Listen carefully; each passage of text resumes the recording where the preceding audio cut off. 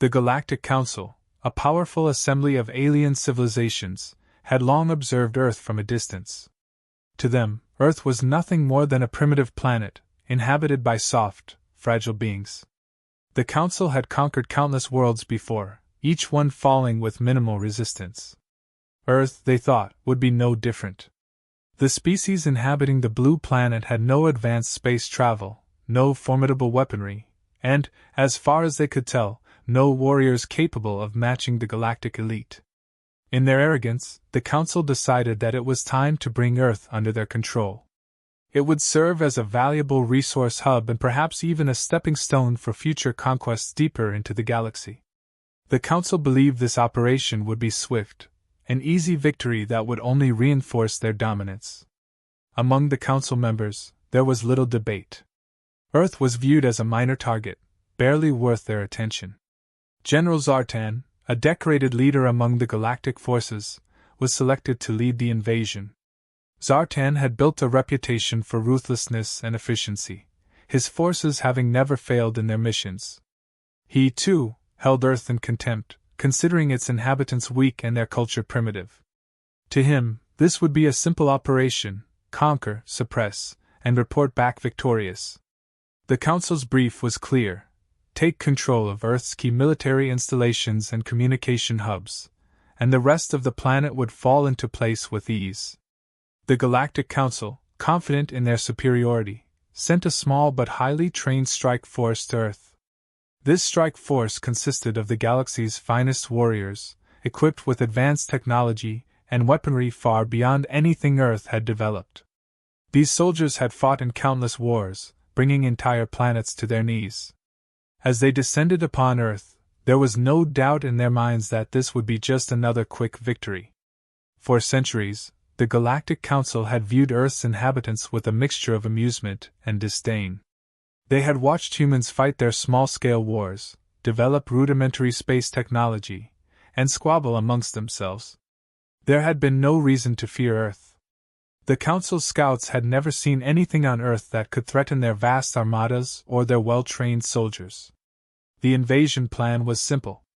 The galactic forces would first take control of key strategic points on the planet: military bases, communication towers, and governmental centers. Once those were secured, the rest of Earth's population would be subjugated without a fight. General Zartan was eager to prove that he could conquer Earth with minimal effort. In his mind, Earth was just another backwater planet that had yet to learn its place in the universe. As the strike force approached Earth, General Zartan was already imagining his next conquest. He expected no resistance, no challenge. The Galactic Council had seen to that. Earth's defenses were outdated, its warriors untested in true galactic warfare. There was nothing about the planet that posed a threat. The general, like the Council, had fallen victim to the arrogance that had defined the galactic forces for so long. The first wave of the invasion was set to begin. The galactic ships entered Earth's atmosphere with precision, their advanced cloaking technology rendering them invisible to human radar systems. The strike force would land undetected, take out key targets, and the planet would fall into their control. It was supposed to be flawless. But as General Zartan and his forces prepared for what they believed would be a routine mission, they had no idea that their perception of Earth's warriors was about to be shattered. The Galactic Council's assumptions about humanity had been built on centuries of observation, but they had never encountered the likes of a U.S. Marine. They had never seen the resilience, the grit, and the sheer willpower that lay within the heart of a soldier trained for the harshest battles Earth had to offer. What they thought would be an easy victory was about to turn into a nightmare.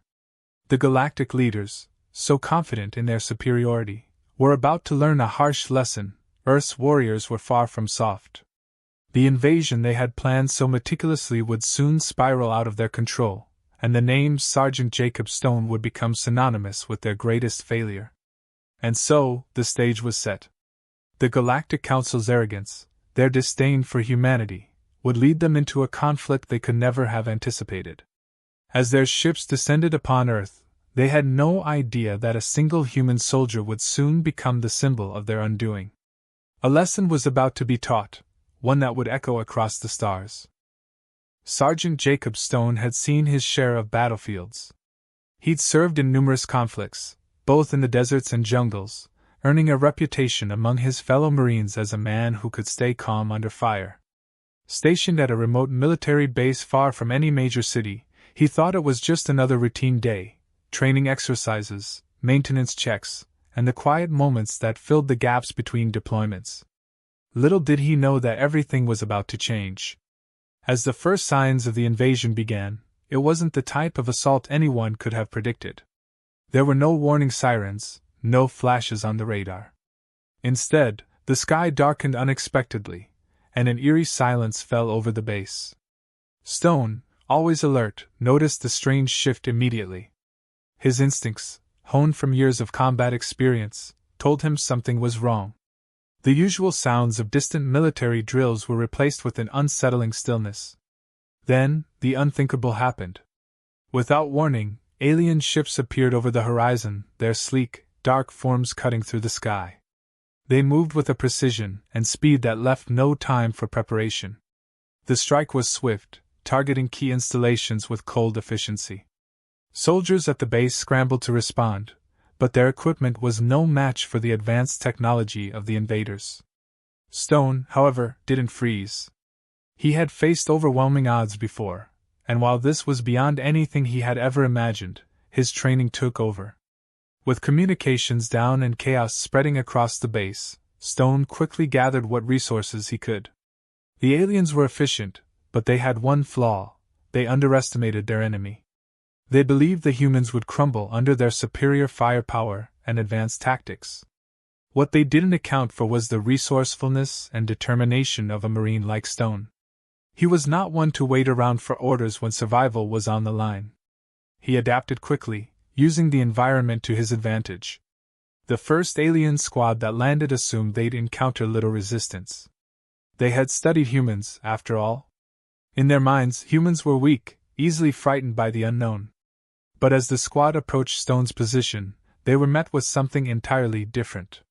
Stone had anticipated their movements, laying traps and using guerrilla tactics that he had perfected during his years of service. The aliens, armed with weapons far beyond human comprehension, found themselves in an unexpected firefight. Stone fought with precision, his every move calculated. He knew he couldn't match their firepower head-on, so he relied on hit-and-run tactics, using the terrain and his knowledge of military strategy to outmaneuver them. The aliens, used to facing enemies who relied heavily on technology, were not prepared for this kind of warfare. Their advanced suits and energy weapons were of little use in the close quarters and unpredictable environment that Stone had turned into his battlefield.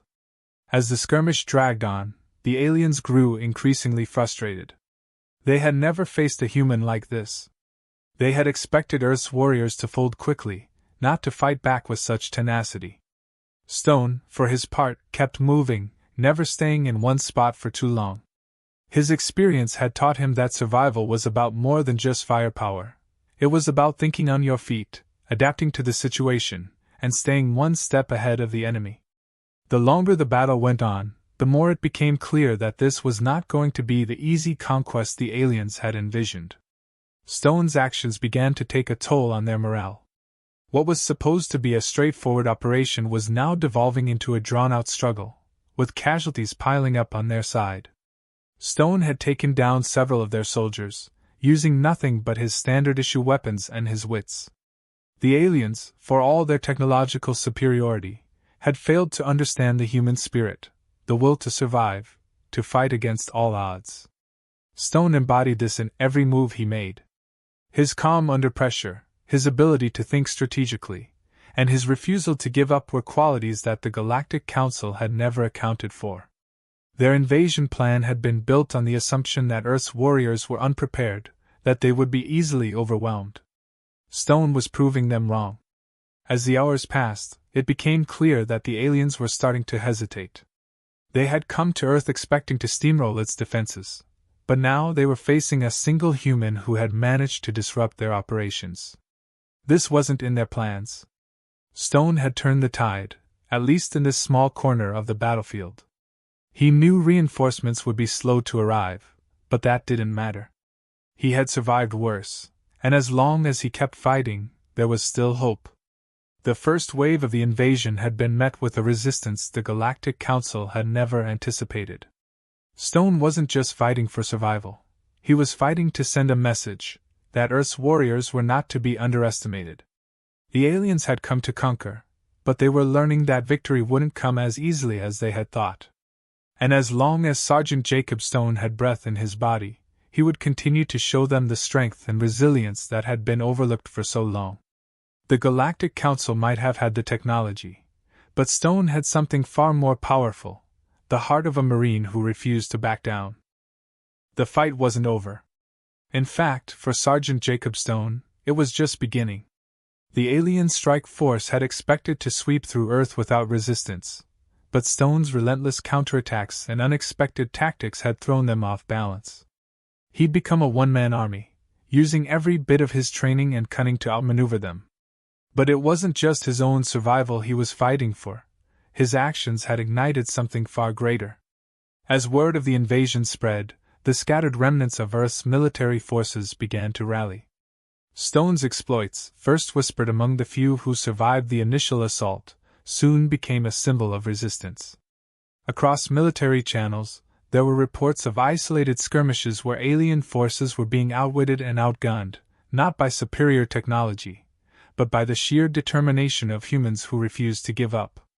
Stone, with his grit and strategic brilliance, became the figurehead of this growing movement. His ability to hold off the invaders in the face of overwhelming odds inspired soldiers and civilians alike. In makeshift command centers and underground bunkers, resistance groups began to form. Military officers who had initially believed their situation hopeless found themselves emboldened by Stone's example. They adapted his tactics, using guerrilla warfare, sabotage, and ambushes to strike at the alien invaders. What started as isolated pockets of resistance soon turned into an organized effort. The invaders had superior firepower and technology, but they weren't prepared for the human spirit that had now been unleashed. In the larger cities, where alien forces had taken control of critical infrastructure, small teams of soldiers and civilians began to coordinate attacks. They avoided direct confrontations, instead focusing on disrupting supply lines, communication systems, and alien patrols. The invaders, used to fighting in large, organized units, struggled to contain this unpredictable, decentralized resistance. Every time they thought they had the upper hand, another attack would spring up in an unexpected location, forcing them to stretch their forces thin. Stone's leadership was crucial. He remained on the front lines, constantly moving, always adapting. What the aliens had mistaken for a disorganized rabble was, in fact, a highly coordinated effort. Stone understood the importance of momentum. Every small victory, every alien patrol that was ambushed, every supply line that was cut, added to the growing sense of hope among Earth's defenders. His tactics were based on precision and unpredictability, exploiting the aliens' over-reliance on technology and their unfamiliarity with the terrain. The alien forces, meanwhile, were growing increasingly frustrated. Their initial confidence had given way to confusion and anger. How could a planet they had deemed so insignificant cause them this much trouble? They had never expected to face resistance of this nature. Their attempts to crush the human fighters with overwhelming force only played into Stone's hands. He knew their strengths and weaknesses by now, and he exploited them with ruthless efficiency. As the resistance grew, so too did the legend of Sergeant Jacob Stone. He wasn't just a soldier anymore, he was a symbol of defiance, the embodiment of humanity's will to survive. His actions galvanized those who might have otherwise given up. Stone was tireless, always moving from one battlefield to the next, ensuring that the invaders never had a moment to regroup. He was relentless, just like the cause he now represented. Alien Command, baffled by their inability to crush this seemingly primitive resistance, was forced to reconsider its strategy. Reports from the front lines painted a picture of chaos, alien soldiers being picked off by unseen enemies, their technology rendered useless by sabotage, their morale deteriorating. General Zartan, who had been so confident in his ability to subdue Earth, now found himself facing an enemy he didn't understand. His forces were technologically superior, Yet they were losing ground to a species they had believed to be weak. Stone's actions, and those of the growing resistance, began to shift the balance of power. The aliens, for all their advanced technology, had no answer for the determination and adaptability of Earth's defenders. Every day, Stone led new strikes against their positions. Every day, the invaders lost more ground. It wasn't just Stone's tactical brilliance that made the difference. It was the fact that he and the other human fighters refused to quit. The tides were turning. What had once seemed like a hopeless situation was now becoming a full-scale rebellion. Stone had lit the spark, and now it was spreading like wildfire. Resistance cells that had once operated in isolation were now communicating with each other, sharing intelligence, and coordinating their attacks. The aliens, who had thought they would be conquering Earth by now, were instead being pushed back, forced to defend positions they had believed to be secure. As the conflict dragged on, Stone's presence became a rallying cry for those who still believed in Earth's future. His name was whispered in underground bunkers, passed between soldiers on the battlefield, and invoked in hastily assembled command centers. He had become the living proof that Earth's warriors were anything but soft. His resilience, his refusal to surrender, was a beacon of hope in the darkest of times. But Stone knew that the fight was far from over. For every battle won, there were more to come. The aliens were still formidable, their technology still deadly, and their command still resolute in its desire to crush the human resistance. But Stone also knew something else. The invaders had underestimated Earth, and that mistake would cost them dearly. The human spirit, once ignited, was not easily extinguished. And as long as Sergeant Jacob Stone was standing, the fight would go on. The Galactic Council had come to conquer, but they had found something far more dangerous than they could have imagined. They had found a people willing to fight for every inch of their planet, led by a Marine who had turned their arrogance into their greatest weakness. General Zartan had never faced anything like this before. His forces were elite, forged in the fires of countless galactic campaigns, yet here they were, bogged down by a resistance they hadn't even considered a threat. Reports of losses, unexpected setbacks, and the growing disarray among his troops were flooding in from all sides. The situation was spiraling out of control, and the name that kept surfacing at the center of this chaos was one that Zartan had come to despise: Sergeant Jacob Stone. Stone had become a thorn in his side, not just in terms of tactical defeats but in morale as well. His ability to rally Earth's scattered defenders and mount attacks that were crippling Zartan's operations was beyond frustrating. It was humiliating. The Galactic Council had entrusted him with this mission, and now his reputation was on the line. He needed to put an end to this rebellion, and more importantly, he needed to deal with Stone himself. Determined to restore order and crush the resistance, Zartan decided to personally oversee the next phase of the invasion. He would lead his finest soldiers into the heart of the conflict, focusing all his efforts on eliminating Stone. This was no longer just about conquering Earth. It had become personal. Stone's defiance had to be stamped out, not just as a tactical necessity but as a message to the rest of the galaxy. The Galactic Council could not be seen as weak, especially against a planet they had deemed insignificant. As Zartan's forces converged on Stone's location, the alien general prepared for what he believed would be the final battle. He had studied the humans' tactics, learned from his earlier mistakes, and now had a plan to overwhelm the resistance with sheer brute force. His soldiers, equipped with the latest in galactic weaponry, were confident that this would be the turning point. They would crush Stone and put an end to the rebellion once and for all. But Stone, as always, was ready. He had anticipated this moment. The final confrontation wasn't something he feared. It was something he had been preparing for. Every move Zartan made, every strategy he deployed, Stone had expected. And while Zartan's forces were numerous and powerful, Stone had the advantage of knowing the battlefield, understanding his enemies' overconfidence, and using their own arrogance against them. The battle that followed was brutal, with neither side giving an inch. Zartan's soldiers attacked in waves, their advanced weaponry lighting up the battlefield. But Stone's forces, now well organized and inspired by his leadership, fought back with a ferocity the aliens had never seen before. Every step Zartan's troops took was met with fierce resistance. Every inch of ground they gained was paid for in blood. It became clear that this wouldn't be the quick and decisive victory the alien general had hoped for. In the midst of the chaos, Stone and Zartan finally came face to face. It was the moment both of them had been waiting for. Zartan, in his imposing alien armor, towered over Stone, his confidence seemingly unshaken by the battle raging around them.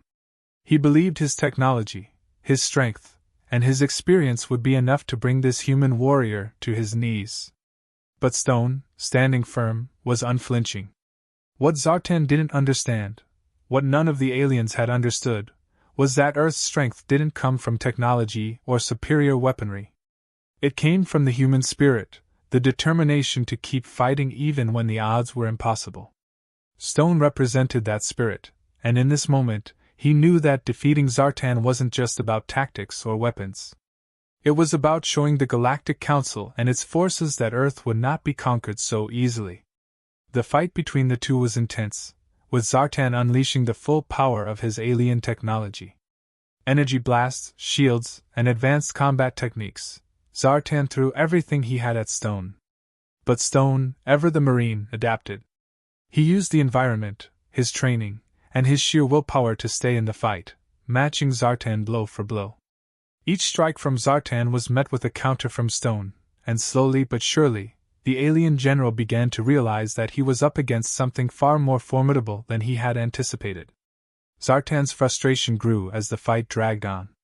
His soldiers were faltering, his plans unraveling, and now, even he was struggling to gain the upper hand against this lone human.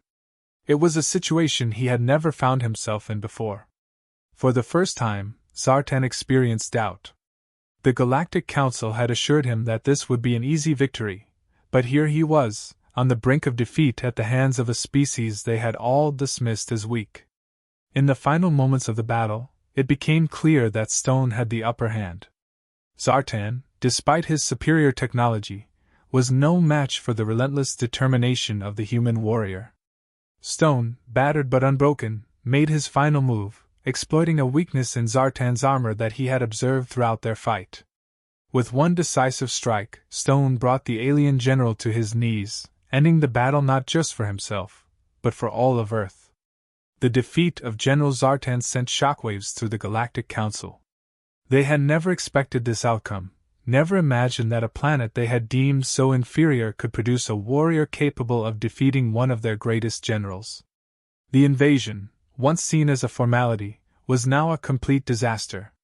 Zartan's forces, leaderless and demoralized, began to retreat, their confidence shattered. Earth had done the impossible. Against all odds, they had repelled the invaders, and at the heart of that victory stood Sergeant Jacob Stone.